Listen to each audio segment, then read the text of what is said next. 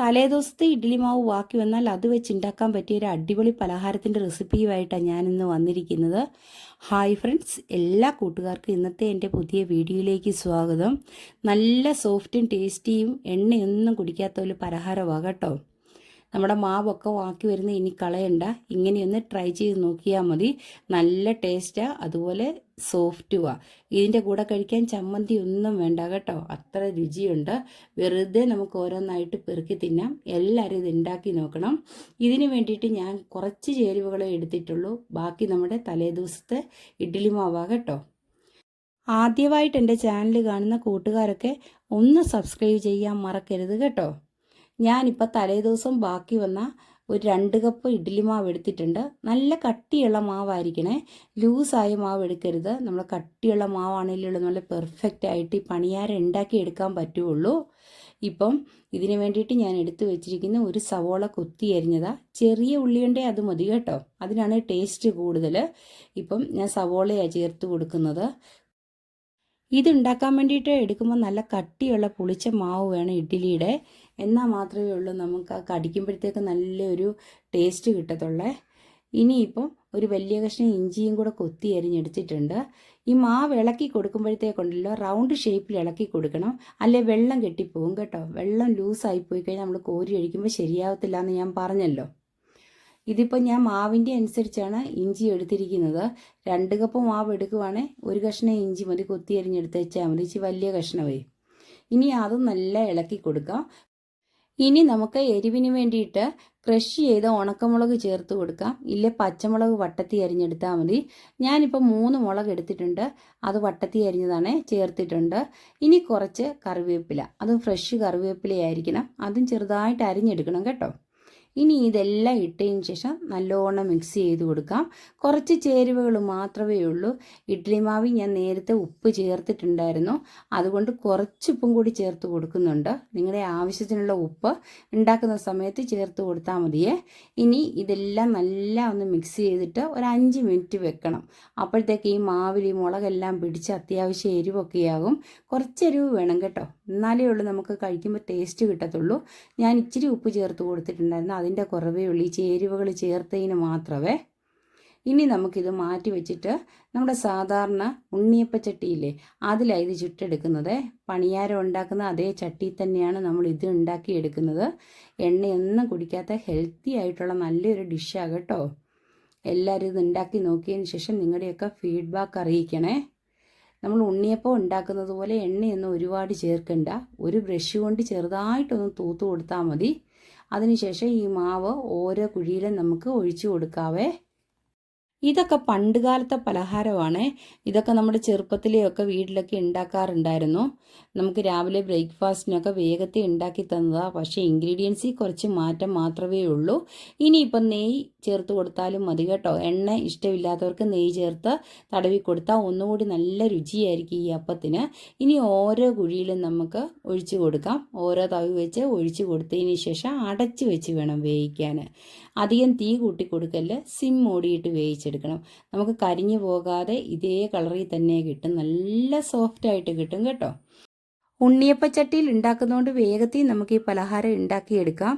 ഇഡ്ഡലി മാവൊക്കെ ബാക്കി വന്നാൽ ഇനി കളയാതെ ഇതുപോലെ ചെറിയ ചെറിയ സൂത്രങ്ങളൊക്കെ പരീക്ഷിച്ച് നോക്കുവാണെങ്കിൽ ഉണ്ടല്ലോ, നല്ല ടേസ്റ്റി ആയിട്ട് സൈഡ് ഡിഷ് ഒന്നും ഇല്ലാതെ തന്നെ കഴിക്കാൻ പറ്റിയ സോഫ്റ്റായ പണിയാരമൊക്കെ ഉണ്ടാക്കിയെടുക്കാവേ. ഇനി ഞാനിതൊന്ന് അടച്ച് വെക്കുന്നുണ്ട്. അടച്ച് വെച്ച് ഒരു 5 മിനിറ്റ് വെന്താൽ മതിയേ. ഇഡ്ഡലി വേകുന്ന സമയം പോലും വേണ്ട, നമുക്ക് അത്രയും കഷ്ടപ്പാടുമില്ല. അതിലും ടേസ്റ്റി ഇതുണ്ടാക്കി എടുക്കാം. കണ്ടേ, അടിയിലൊന്നും പിടിച്ചിട്ടില്ല. ഇതേപോലെ തന്നെ തിരിച്ചു വിട്ട് നമുക്കൊന്ന് വേവിച്ചെടുക്കാം. എന്നിട്ട് ആ സൈഡ് ഒന്ന് അടച്ച് വെച്ച് കൊടുക്കണം. 2 സൈഡും വെന്തതിന് ശേഷം എടുത്തു മാറ്റിയാൽ മതി. നമ്മുടെ പലഹാരം റെഡിയാവുമേ. ഇഡ്ഡലിയും ദോശയും ഒന്നും ഇഷ്ടമില്ലാത്ത പിള്ളേർക്കൊക്കെ നല്ല ടേസ്റ്റിൽ ഉണ്ടാക്കി കൊടുക്കാൻ പറ്റിയ ഒരു പലഹാരമാണ് ഇത്. എല്ലാം ഞാനിത് മറിച്ചിട്ടിട്ടുണ്ട്. അതുപോലെ തന്നെ 2ാമത്തെ സെറ്റും ഒഴിച്ചു കൊടുത്തിട്ടുണ്ട്. ഇങ്ങനെ ബാക്കിയിരിക്കുന്ന മൊത്തം നമുക്ക് ഉണ്ടാക്കിയെടുക്കാവേ. ഇതുപോലത്തെ കൊച്ചു കൊച്ചു റെസിപ്പികൾ ഞാൻ ഒരുപാട് എൻ്റെ യൂട്യൂബ് ചാനലിൽ അപ്ലോഡ് ചെയ്തിട്ടുണ്ട്. നിങ്ങൾക്കൊക്കെ വേഗത്തിൽ ഉണ്ടാക്കാൻ, ഇതുപോലെ ഓഫീസിലും സ്കൂളിലും ഒക്കെ പോകുന്ന കുട്ടികൾക്കൊക്കെ ടിഫിനിൽ കൊടുത്ത് വിടാൻ പറ്റിയ സ്നാക്കുകളൊക്കെ ഞാൻ അപ്ലോഡ് ചെയ്തിട്ടുണ്ട്. സമയം കിട്ടുമ്പോൾ അതൊക്കെ പോയി കണ്ടതിന് ശേഷം ഉണ്ടാക്കി നോക്കിയിട്ട് നിങ്ങളുടെ വിലയേറിയ ഫീഡ്ബാക്കൊക്കെ അറിയിക്കണേ. ഇപ്പോൾ കണ്ടില്ലേ, എല്ലാം ഞാൻ ഇതുപോലെ തന്നെ ഉണ്ടാക്കി എടുക്കുന്നുണ്ട്. ബാക്കി കുറച്ചുകൂടി മാവുണ്ട്, അതും നമുക്ക് ഇതേപോലെ തന്നെ ഉണ്ടാക്കിയെടുക്കാം. ഞാൻ ചെറുതായിട്ട് എണ്ണ തടവി കൊടുക്കുന്നതേ ഉള്ളൂ കേട്ടോ. അത്രത്തിൻ്റെ ആവശ്യമേ ഉള്ളൂ. തീ മാത്രം കുറച്ച് വെച്ചാൽ മതി. പിന്നെ ചട്ടി എടുക്കുമ്പോൾ അടി പിടിക്കാത്ത ഒരു നോൺ സ്റ്റിക്കിൻ്റെ ഉണ്ണിയപ്പച്ചട്ടിയാണെങ്കിൽ ഉണ്ടല്ലോ, നമുക്ക് വേഗത്തിൽ മറിച്ചും തിരിച്ചു വിടാവേ. ഇനി മല്ലിയിലയുടെ ടേസ്റ്റ് ഇഷ്ടമുള്ളവരൊക്കെയാണ് ഈ കറിവേപ്പില ഒഴിവാക്കിയിട്ടുണ്ടല്ലോ, മല്ലിയില ചേർത്ത് കൊടുത്തേച്ചാൽ മതിയേ. അത് കുറച്ചുകൂടി ഹെൽത്തിയാണ്. മല്ലിയില എല്ലാ അസുഖങ്ങൾക്കും നല്ലതാണ്. പിന്നെ കുറച്ച് ചേരുവകളിലൊക്കെ മാറ്റം വരുത്തുവാണെങ്കിൽ ഒന്നുകൂടി ഭംഗിയായിട്ട് കിട്ടും. നമുക്ക് വേണമെങ്കിൽ എള്ളൊക്കെ ഇതിൽ ചേർക്കാം കേട്ടോ. ബ്ലാക്ക് എള്ളൊക്കെ ചേർത്ത് കൊടുത്താലേ ഈ വൈറ്റ് കളറിനകത്ത് വരുമ്പോൾ നല്ല ഭംഗിയായിരിക്കും, കാണാനും കഴിക്കാനും നല്ല ടേസ്റ്റ് ആയിരിക്കും. ശരീരത്തിന് എള്ളൊക്കെ ഉപയോഗിക്കുന്നത് നല്ലതല്ലേ. അങ്ങനെ നമ്മുടെ പണിയാരമെല്ലാം നല്ല പെർഫെക്റ്റ് ആയിട്ട് ഉണ്ടാക്കി എടുത്തിട്ടുണ്ട്. ഒറ്റയൊരെണ്ണം പൊടിഞ്ഞു പോകാതെ നമുക്ക് കിട്ടിയിട്ടുണ്ട്. അത് നല്ല സോഫ്റ്റാണ് കേട്ടോ. തൊട്ട് നോക്കുമ്പോൾ പഞ്ഞി പോലെയാണ് ഇരിക്കുന്നത്. ഓരോന്നെടുത്ത് വായിലിട്ട് ഒരു ചായയുടെ കൂടെയായ നമ്മുടെ ഈവനിങ് സ്നാക്കായിട്ട് കഴിക്കാൻ നല്ല അടിപൊളി റെസിപ്പിയായത്. എല്ലാവരും ഒന്ന് ട്രൈ ചെയ്ത് നോക്കണേ. സമയം കിട്ടുമ്പോഴത്തേക്ക് ഇതിൻ്റെ ഫീഡ്ബാക്കൊക്കെ നിങ്ങൾ അറിയിക്കണം. ഇനി ഇത് നമുക്കൊരു സെർവിങ് ഡിഷിലേക്ക് മാറ്റാം. 2 കപ്പ് മാവ് കൊണ്ട് ഉണ്ടാക്കിയിരിക്കുന്ന പണിയാരമാണ് ഇത്. എത്രത്തോളം കിട്ടിയെന്ന് നോക്കിയേ. ഇനി ഞാനിതൊന്ന് മുറിച്ച് കാണിക്കാം. നല്ല സോഫ്റ്റായിട്ടാണ് കിട്ടിയിരിക്കുന്നത്. ഇത് മുറിക്കുമ്പോൾ തന്നെ നിങ്ങൾക്ക് മനസ്സിലാവും. പിന്നെ ചെറിയ എരിവൊക്കെ ഉണ്ട് മുളക് ചേർത്തിരിക്കുന്നതിന്. മുളക് കൂടുതൽ വേണേൽ കുറച്ചുകൂടി ചേർക്കാം, എരിവ് വേണ്ടവർക്ക് കേട്ടോ. ഇത് എരി കുറഞ്ഞ പച്ചമുളകാണ് ഞാൻ ചേർത്തിരിക്കുന്നത്. ഇനി കാന്താരി വേണേലും ചേർത്ത് കൊടുത്താൽ നല്ലതായിരിക്കുമേ. ആവിയിൽ വെച്ച് ഇഡ്ഡലിയൊക്കെ ഉണ്ടാക്കുന്ന അത്രയും സമയം പോലും വേണ്ട നമ്മുടെ ഈ പണിയാരം ഉണ്ടാക്കിയെടുക്കാൻ. ഇഡ്ഡലിയുടെ മാവുക, അതിൻ്റെ ഒരു ടേസ്റ്റും ഉണ്ട്. അതുമാത്രവുമല്ല, നമുക്ക് പെട്ടെന്ന് കോരി ഒഴിച്ച് ഉണ്ടാക്കാം. ഓഫീസിൽ പോകുന്നവർക്കും അതുപോലെ പഠിക്കുന്ന കുട്ടികൾക്കൊക്കെ ടിഫിനായിട്ട് കൊണ്ടുപോകാനൊക്കെ പറ്റിയ നല്ലൊരു റെസിപ്പിയാണേ. അപ്പോൾ എല്ലാ കൂട്ടുകാർക്കും എൻ്റെ ഈ ഡിഷ് ഇഷ്ടപ്പെട്ട് കാണുമെന്ന് വിചാരിക്കുന്നു. ഇഷ്ടപ്പെട്ട ഒന്നുകൂടി പറയുക, ആദ്യമായിട്ട് എൻ്റെ ചാനൽ കാണുന്നവർ ഒന്ന് സബ്സ്ക്രൈബ് ചെയ്യാൻ മറക്കരുത്. അതുപോലെ അതിൻ്റെ അടുത്ത് ആ ബെല്ലൈക്കൺ ഒന്ന് എനേബിൾ ആക്കുവാണെങ്കിൽ ഞാനിടുന്ന എല്ലാ വീഡിയോസിനെയും നോട്ടിഫിക്കേഷൻ നിങ്ങൾക്ക് ലഭിക്കുവേ. പിന്നെ ഫ്രണ്ട്സിനൊക്കെ ഒന്ന് ഷെയർ ചെയ്ത് കൊടുക്കാനും മറക്കരുത് എൻ്റെ വീഡിയോയെ. അപ്പോൾ എല്ലാ കൂട്ടുകാരും ഈ റെസിപ്പി ഒന്ന് ട്രൈ ചെയ്ത് നോക്കുക. നല്ല ഹെൽത്തിയും ടേസ്റ്റിയും അതുപോലെ സോഫ്റ്റ് ആയിട്ടുള്ള ഒരു റെസിപ്പിയായത്.